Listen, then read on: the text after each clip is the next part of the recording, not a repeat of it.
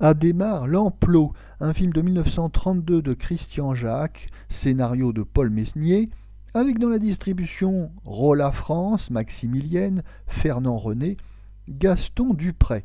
Le sujet.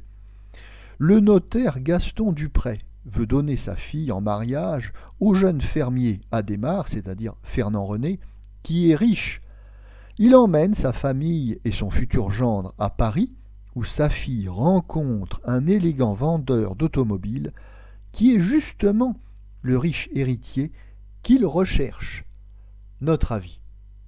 L'histoire du campagnard qui monte à Paris est un thème comique qu'on retrouve fréquemment dans la littérature du XIXe siècle et dans le théâtre d'ailleurs du XIXe siècle avec La Biche par exemple. Et ce thème sera bien sûr repris dans une grande partie du XXe siècle par le cinéma, en dernier lieu avec les films de Fernand Reynaud par exemple, L'Auvergnat et l'autobus en 1969. Oui, le contraste amusant entre la vie des champs et la vie des villes permet toute une série de gags et d'effets comiques, peut-être faciles, mais souvent efficaces.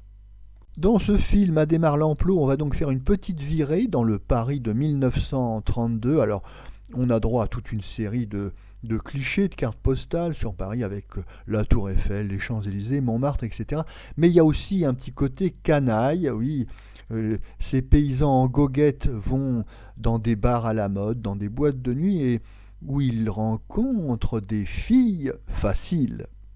Mais il n'y a pas que la vie de plaisir à Paris, on s'intéresse aussi à l'achat d'une voiture automobile Citroën. D'ailleurs, on aura quelques clichés de la Tour Eiffel avec le logo Citroën. Oui, avant la faillite de 1935, André Citroën se fait remarquer par cette publicité spectaculaire. D'ailleurs, il est beaucoup question d'automobile dans ce film, ce qui permet toute une série de gags assez amusants, notamment la scène où la voiture tourne sans fin sur une place, n'arrivant pas à trouver une rue qui ne soit pas en sens interdit. Le fil rouge de la visite de Paris est donc le prétexte à une succession de petits sketchs, de petits gags, souvent drôles grâce à un acteur comique qui est surtout connu au théâtre à l'époque, Fernand René, mais qu'on voit dans quelques films. Fernand René a d'indéniables prédispositions au comique, c'est un clown de formation, il fait sa carrière au music-hall avant tout, et au théâtre de boulevard. Ce film est réalisé par le tout jeune Christian Jacques, qui commence sa carrière en 1932 en tournant 3 films, dont Adhémar l'Emplot.